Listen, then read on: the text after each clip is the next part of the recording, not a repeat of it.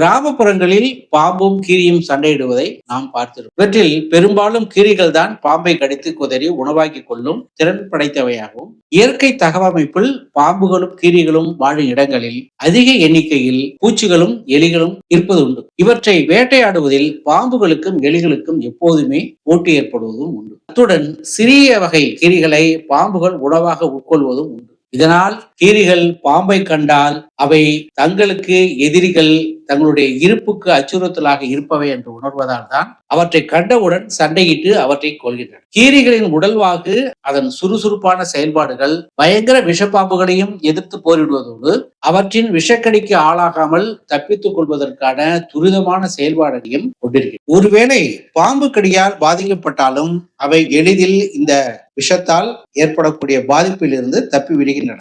இதனால்தான் நாகம், கட்டுவிரியன், கண்ணாடி விரியன் போன்ற நச்சு பாம்புகளை கீரிகள் எதிர்த்து போராடும். எலி பாம்பை கண்டால் தப்பிக்க போராடுவது வழக்கம். ஆனால் பாம்புகள் கீரிகளை கண்டால் தப்பிக்க போராடுவது இயல்பாக. கீரிகளின் உடலில் நரம்பு மண்டலத்தை பாதிக்கக்கூடிய ஒரு சில பாம்பு நஞ்சுகளின் வீரியத்தை எதிர்க்கக்கூடிய ஆற்றல் மிக்க அசிடைல் கோலின் ஏற்பி இருப்பது ஆய்வுகளில் இப்போது தெரிய வந்தது.